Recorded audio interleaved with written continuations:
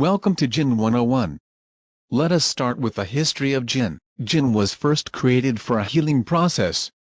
Gin was first distilled in Holland around the 17th century, by Franciscus de Lambeau. He was a chemist at the University of Leiden, known as Dr. Sylvius. By extracting oil from juniper berries and then redistilling it with pure alcohol, he attempted to make an inexpensive medicine. Gin was first called Genever, which is the French word for juniper berries. The name was shortened by the Dutch, who called the spirit Genever. The British later coined this spirit's name, by calling it gin. Most gins in England were sweetened to disguise the harshness of the spirit. Gins are typically around 40% to 50% alcohol by volume.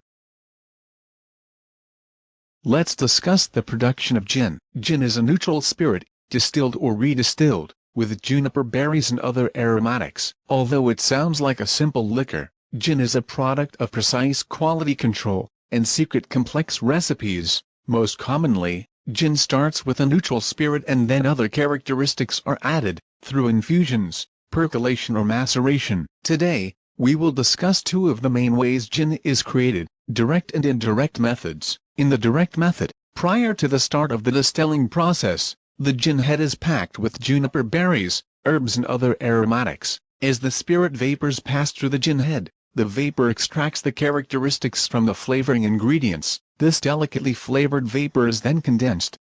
The resulting liquid is finished gin. Sometimes in the direct method, a spirit is created first and then redistilled with the gin head packed with the essential characteristics. The indirect method is where a neutral spirit is made, and then it is steeped, macerated or percolated with the flavoring ingredients. The indirect method is not commonly associated with quality gins, but there are some that exist today. Next, we will discuss the flavoring characteristics of gin. Almost all gins use juniper berries as a major component within their flavoring ingredients. Gin tends to have a wide range of characteristics, which include, but are not limited to, coriander seed, fennel, calamus root, orris root, angelica root, almond, cardamom, cassia, ginger, cinnamon, licorice, caraway seed, orange, lemon peel, and almost all distillers of gin add their own specific ingredients to craft their very own version.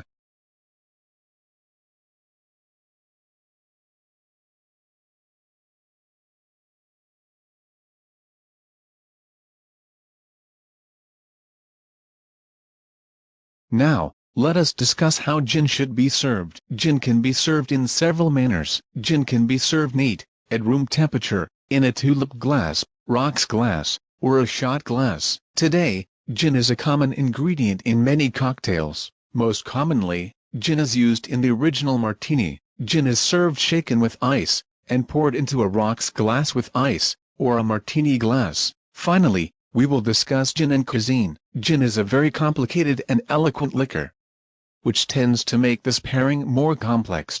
Gin is very popular with highly flavored sausage, seafood and poultry with citrus sauces, and duck pâtés. Gin is also popular with all types of salsa, whether it be Hispanic or Asian.